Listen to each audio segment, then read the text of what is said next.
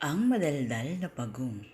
Isang umagang maganda ang panahon ay nagkita-kita sa tabing sapa ang magkakaibigan.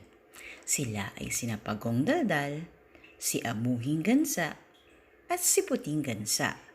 Nagkwentuhan sila at di nagtagal ay nagpaalam ang magkapatid na gansa. Sama naman ninyo ako sa inyong tirahan sa kabilang ilog.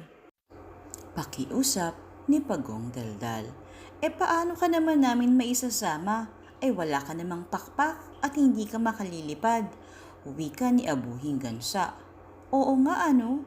Wika ni Pagong Daldal na halatang lungkot na lungkot. Teka, may naisip ako. Wika ni Puting Gansa. Maisasama ka namin kung susunod ka sa aking sasabihin.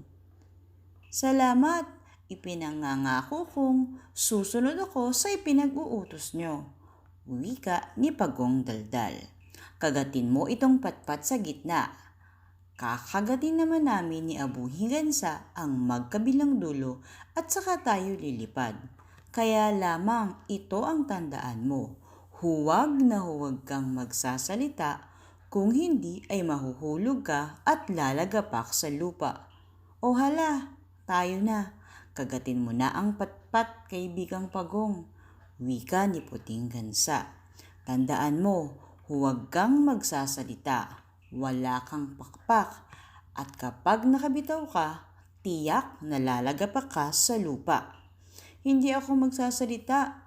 Pangakong muli ni Pagong Daldal.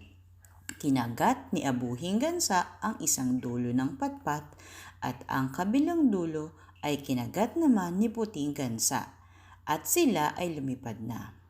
Tuwang-tuwa si Pagong Daldal nang nasa ibabaw na sila ng mga punong kahoy. Waring nakaakyat sa langit ang pakiramdam ni Pagong Daldal. Nakita ng mga batang nagsisipaglaro sa parang ang lumilipad na pagong.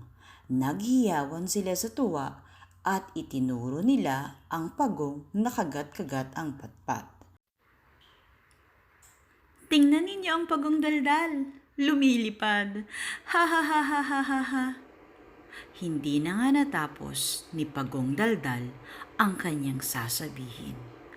Unti-unti itong lumagapak sa lupa.